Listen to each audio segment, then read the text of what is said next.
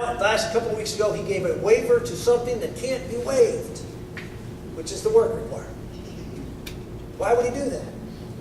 Unless he wants to gut the work requirement and tell people they don't have to work. He says, no, I'm just giving the Secretary of Health and Human Services the ability to change the program if the states want to. Anybody trust Catherine Sebelius? Anybody out here? Ladies and gentlemen, this is a president who broke the law. He broke the law.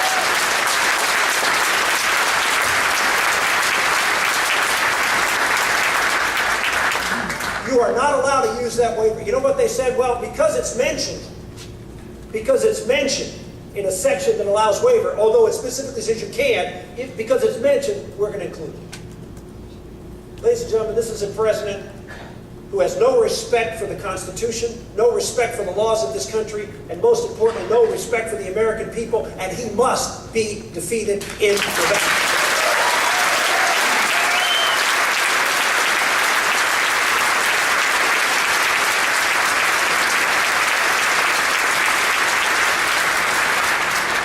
So I want to thank you for being out here today.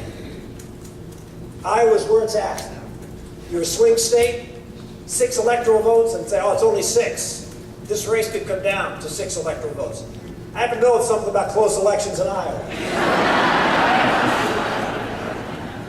And I can tell you, every one of your votes count.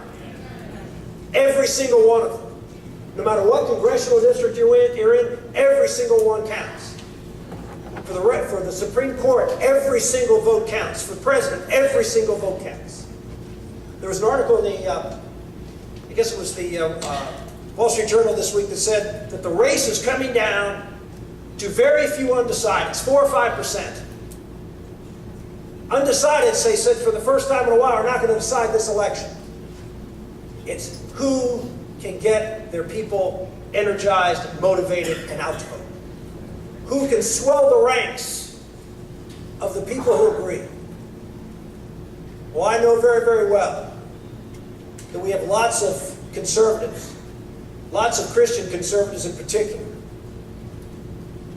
who are prayer warriors for this country and then stop there when it comes to what's necessary to get this country back on the right track. And of course, I would agree with them. They're doing the most important thing.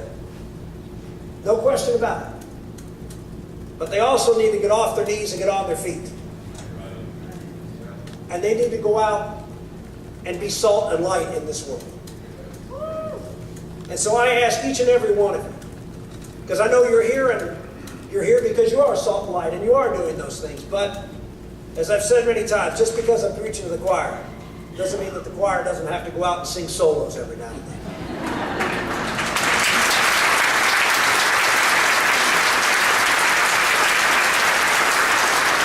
So please go out. This is the most important election, not just in your lifetime, but I believe in the history of the country. We are at a precipice, and it's not just the economy, folks. And I hope with Paul Ryan's insertion into the ticket that we'll hear a discussion of a broader set of issues. Because it is important that we understand that this is a cultural crisis in America, a moral crisis in America, not just an economic crisis. The moral crisis is at the root of the economic crisis in this country. The breakdown of the family is at the root of the economic crisis in this country. You heard me talk about it many, many times, how the breakdown of the family is directly correlated to poverty in America. I cited this over and over again, a study by a liberal institution, the Brookings Institute, that said that if you do three things, marry before you have children, work, and graduate from high school, the chances you will ever be in poverty in America is 2%. If you fail to do just one of those 3 things, chances you'll be in poverty in America in your lifetime, 74% chance. We know what works in America. We know how to succeed. Education, strong families, and work. If you have any doubt about that, and the elite doubt that, the elite snub their nose and make fun, poke fun at those who talk about traditional values and traditional families. But the elite doesn't practice what they preach. Because what they practice is exactly what I'm preaching. If you take the top 20% of people in this country with incomes, the top 20% of income earners, and compare that to the rest of the population, the overall population of America over the age of 18, only 51% are married. That is a record low, down 20% in 30 years. Only 51% of Americans over the age of 18 are married. But if you look at the top 20% of Americans by income, 85% of them are married. They don't preach what they practice. You know the family is at the core of everything. So that's why I'm here to encourage you. Get out, be salt and light. Work here. Win 4 congressional races.